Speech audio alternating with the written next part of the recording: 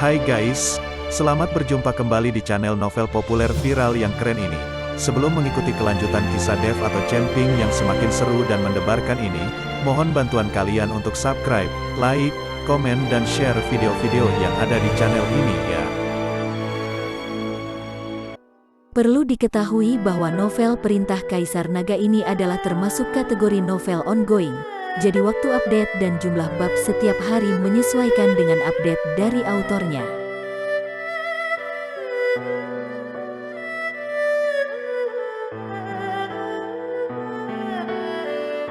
Perintah Kaisar Naga bab 3332, 3333, 3334. Kamu berani menghentikanku? Tuan Kota Matahari marah besar. Ini adalah kota matahari jatuh, dan dia adalah Tuan Kota. Apa yang dia katakan di sini adalah dekret kekaisaran. Sekarang ada orang yang benar-benar berani menghentikannya. Ini benar-benar keterlaluan. Terlihat Tuan Kota Matahari jatuh mengangkat tangannya dan menamparkan Tuan Miao. Tuan Kota Matahari jatuh mengangkat tangannya dengan santai, menutup langit dan matahari, dan tekanan yang tak ada habisnya turun. Menghadapi serangan Tuan Kota Matahari jatuh, pedang panjang langsung muncul di tangan Tuan Miao, dan kemudian pedang itu bergetar, dan beberapa bunga pedang besar muncul di depannya. Setiap bunga pedang sangat tajam. Saat bunga pedang mekar, cahaya pedang yang tak terhitung jumlahnya naik ke langit, dan kemudian bertabrakan dengan telapak tangan Tuan Kota Matahari jatuh. Bahkan seseorang di alam kesengsaraan tingkat 6 berani bertindak liar denganku. Tuan Kota Matahari jatuh mendengus dingin, menghancurkan cahaya pedang yang tak terhitung jumlahnya menjadi beberapa bagian, dan kemudian menamparkan bahu Tuan Miao, menyebabkan Tuan Miao mundur beberapa langkah. Dengan telapak tangan ini, Tuan Kota Matahari jatuh tidak membunuhnya, jelas sekali dia tidak ingin membunuh Tuan Miao. Namun, dapat juga dilihat dari sini bahwa masih ada kesenjangan kekuatan antara Tuan Miao dan Tuan Kota Matahari jatuh. Kakek, kamu baik-baik saja? Ketika Miao melihat Tuan Miao ditampar, dia segera melangkah maju dan bertanya dengan prihatin. Tuan Miao tidak mengatakan apa-apa tapi dia menatap Tuan Kota Matahari jatuh dengan mata serius. Rekan tahu, sebaiknya kamu menyingkir. Tuan Kota Matahari jatuh tidak berniat membunuhmu, jika tidak, kamu pasti sudah mati sejak lama. Jia tua berkata pada Tuan Miao. Namun Tuan Miao berkata dengan wajah dingin, Tuan Chen menyelamatkan hidup saya, jadi kecuali saya mati, tidak ada yang bisa menangkapnya di depan saya. Tuan Miao adalah orang yang jujur. Meskipun dia adalah orang terkuat di tim, dia tidak pernah menindas orang lain. Selain itu, Tuan Miao menghargai cinta dan keadilan, dan Dev membantunya melakukan detoksifikasi, yang setara dengan menyelamatkan hidupnya. Sekarang Dev dalam masalah, dia tidak akan pernah duduk diam dan menonton. Justru karena karakter seperti inilah Tuan Miao selalu dihormati oleh orang lain. Bahkan jika Miao menyebabkan masalah di luar, Tuan Miao tidak akan mempedulikannya. Aku tidak ingin membunuhmu, tapi aku tidak menyangka kamu sendiri yang mencari kematian, jadi jangan salahkan aku. Mata Tuan Kota Matahari jatuh sedikit menyipit, dan kemudian tubuhnya sedikit gemetar.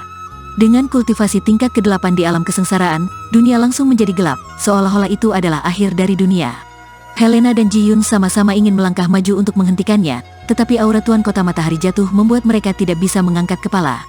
Tuan Miao mengertakkan gigi dan mencoba yang terbaik untuk menahan momentum ini.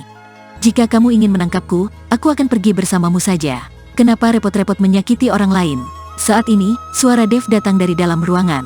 Setelah mendengar ini, aura Tuan Kota Matahari jatuh langsung menjadi tenang, dan dunia yang awalnya gelap juga pulih. Dev perlahan membuka pintu dan keluar. Tuan Chen, Tuan Penguasa, Helena dan Ji Yun mengelilinginya. Tuan, kamu tidak bisa mengikutinya, itu akan sangat berbahaya. Helena menghentikan Dev. Ya, Tuan Chen, Anda tidak boleh pergi bersamanya, jika tidak, Anda tidak akan bisa kembali. Ji Yun juga berkata dengan cemas. Tuan Chen, meskipun saya bukan tandingan Tuan Kota Matahari jatuh, saya masih bisa menunda dia untuk sementara waktu meskipun saya sudah tua. Anda dapat menggunakan waktu ini untuk melarikan diri. Tuan Miao bertekad untuk mati. Dev sangat berterima kasih atas sikap Tuan Miao. Itu adalah berkah, bukan kutukan. Itu kutukan yang tidak bisa dihindari. Tidak masalah jika aku ikut dengannya. Bahkan jika kita melawan, tidak ada yang bisa menjadi lawannya, dan korbannya akan sia-sia. Dev berkata dengan tenang, Tuan, jika kamu ingin melarikan diri, aku akan menyerahkan hidupku untuk memberimu waktu. Wajah Helena penuh kekhawatiran. Tuan Chen, saya juga bersedia. Selama Anda baik dan selamat, saya siap mati untuk Anda. Ji Yun berkata tanpa ragu-ragu. Tuan Kota Matahari jatuh di samping merasa penasaran ketika dia melihat orang-orang ini rela mengorbankan hidup mereka demi Dev. Dia tidak mengerti bagaimana Dev, seorang apoteker muda dan seorang kultivator di alam komposit, bisa begitu menawan. Kalian semua minggir, aku akan pergi bersamanya. Setelah mengatakan itu, Dev berjalan tepat di depan Tuan Kota Matahari Jatuh, bolehkah saya mengetahui mengapa Anda ingin menangkap saya? Saya juga dipercaya oleh orang lain untuk setia. Saya telah mengatakan bahwa siapapun yang menyelamatkan putri saya dapat menyetujui persyaratannya, dan satu-satunya syarat yang dia usulkan adalah menangkap Anda. Tuan Kota Matahari Jatuh berkata tanpa ragu-ragu. Ketika Dev mendengar ini, dia menjadi semakin yakin dengan tebakannya. Dia tidak bisa menahan diri untuk tidak mengangkat sudut mulutnya dan berkata sambil tersenyum, "Oke, aku akan pergi bersamamu." Anak buah Tuan Kota Matahari Jatuh melangkah maju untuk mengikat Dev, tapi Tuan Kota Matahari Jatuh menghentikannya dengan lambaian tangannya. Tidak perlu mengikatnya, dia tidak akan kabur. Tuan Kota Matahari Jatuh tahu bahwa Dev tidak akan melarikan diri. Baru saja begitu banyak orang yang mencoba mengulur waktu untuknya, tetapi Dev tidak melarikan diri, maka dia tidak akan melarikan diri sekarang. "Ayo pergi," Tuan Kota Matahari Jatuh berkata dengan dingin kepada Dev. Dev berjalan keluar sambil tersenyum ketika Helena dan Ji-Yun melihat ini. Mereka ingin mengikutinya, tetapi mereka dikejutkan oleh aura Tuan Kota Matahari dan jatuh ke tanah satu demi satu. Dev mengikuti Tuan Kota Matahari Jatuh langsung ke istana Tuan Kota. Pada saat ini, pengawal Gong sedang berada di kamar Sun Xiaoyun, dan Sun Xiaoyun telah meminum ramuan yang dimurnikan. "Nona Sun, jika Anda meminum pil ini, Anda akan terlindungi dari kekambuhan selama setengah tahun. Setelah meminumnya 3 kali berturut-turut Anda akan sembuh total." Pengawal Gong berkata pada Sun Xiaoyun. "Terima kasih, pengawal Gong."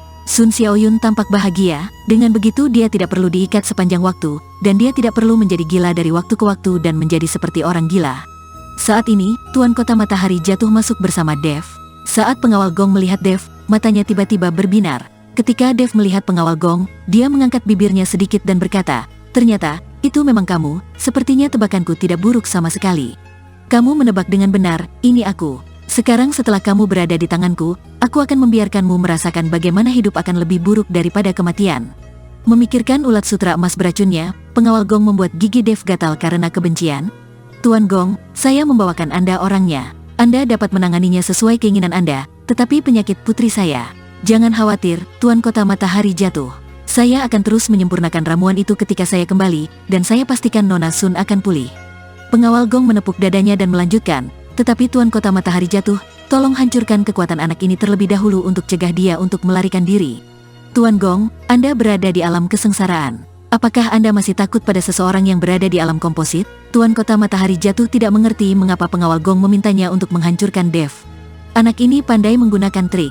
Aku sudah beberapa kali ditipu, jadi lebih baik nonaktifkan dia agar lebih aman," kata pengawal Gong. "Baiklah, jika itu masalahnya, maka saya akan melumpuhkan kultivasinya terlebih dahulu." Tuan Kota Matahari Jatuh melihat ini dan siap menghancurkan kultivasi Dev. Namun Dev berkata dengan tenang, "Tuan Kota Matahari Jatuh, Anda harus memikirkannya dengan hati-hati. Jika Anda menghancurkan kultivasi saya, putri Anda tidak akan pernah pulih. Saya bilang putri Anda terkena racun, bukan sakit. Apalagi racunnya sudah menembus jauh ke dalam darah. Saya khawatir tidak ada yang bisa menyelamatkannya kecuali saya. Orang ini adalah seorang kultivator iblis. Dia tidak melihat penyakit putri Anda. Dia hanya menggunakan pil untuk menekannya sementara. Dalam beberapa hari, putri Anda akan mendapat serangan lagi." Kata-kata Dev membuat Tuan Kota Matahari Jatuh ragu sejenak. "Kamu kentut." Ketika pengawal Gong mendengar ini, dia segera membalas, "Kamu adalah seorang kultivator iblis. Jangan meludahi orang lain hanya untuk bertahan hidup. Saya pasti bisa menyembuhkan penyakit Nona Sun. Saya telah hidup bertahun-tahun. Mungkinkah keterampilan medisku tidak sebaik milikmu?" Anak kecil, Tuan Kota Matahari Jatuh benar ketika dia mendengarnya. Bagaimanapun, pengawal Gong sudah sangat tua, dan Dev hanyalah seorang anak kecil. Berapa banyak yang bisa dia lakukan jika dia membuat obat dari rahim ibunya? Kamu akan segera tahu apakah kamu bisa menyembuhkannya. Dev menjentikkan jarinya, dan aura yang tak terdengar memasuki tubuh Sun Xiaoyun. Setelah aura ini memasuki tubuh Sun Xiaoyun sedikit terkejut, dan kemudian matanya mulai bersinar merah. "Tuan Kota Matahari Jatuh, jangan dengarkan omong kosong orang ini. Saya telah dibodohi beberapa kali. Sebaiknya Anda hancurkan dia." Pengawal Gong mendesak Tuan Kota Matahari Jatuh untuk menghancurkan Dev. Tidak ada yang memperhatikan bahwa Sun Xiaoyun di samping sedang berubah.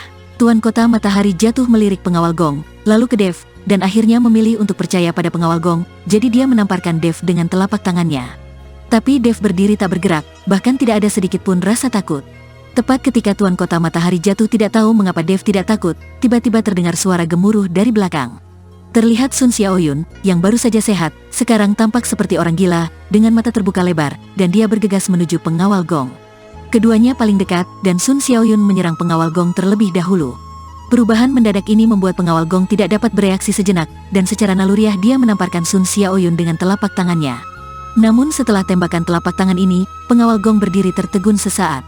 Karena saat dia menepuk telapak tangannya, auranya langsung terungkap. Tuan Kota Matahari jatuh tertegun sejenak, lalu memandang pengawal gong dengan tidak percaya. Apakah Anda benar-benar seorang kultivator iblis? Pengawal gong tidak berkata apa-apa, berbalik, melompat keluar, dan lari dengan cepat. Sekarang identitasnya telah terungkap, jadi dia harus segera melarikan diri. Wajah Tuan Kota Matahari jatuh penuh amarah, dan dia ingin mengejarnya, tetapi dia melihat ke arah Sun Xiaoyun yang difoto dan ingin pergi ke sana dan memeriksanya. Tuan Kota Matahari jatuh, serahkan Nona Sun padaku. Aku pasti bisa menyembuhkannya. Cepat kejar dia. Jangan biarkan para kultivator iblis itu melarikan diri, Dev berkata kepada Tuan Kota Matahari jatuh. Tuan Kota Matahari jatuh melirik Dev, lalu berbalik dan mengejarnya. Tepat setelah Tuan Kota Matahari jatuh mengejar pengawal gong, Dev segera mengunci pintu. Dan Sun Xiaoyun seperti binatang buas, bergegas menuju Dev. Gadis yang lemah tadi telah menjadi bukan manusia dan menjadi seperti hantu, terlihat sangat menakutkan. Melihat Sun Xiaoyun yang gila, Dev sedikit mengernyit. Meskipun Sun Xiaoyun kehilangan akal sehatnya dan kekuatannya sangat berkurang, Dev tidak bisa mengerahkan seluruh kekuatannya. Bagaimanapun, dia tidak bisa menyakiti Sun Xiaoyun. Sekarang Dev harus mengendalikan Sun Xiaoyun terlebih dahulu, lalu menggunakan jarum perak untuk mengeluarkan racunnya. Tidak ada cara bagi orang seperti Sun Xiaoyun selain mengeluarkan racunnya.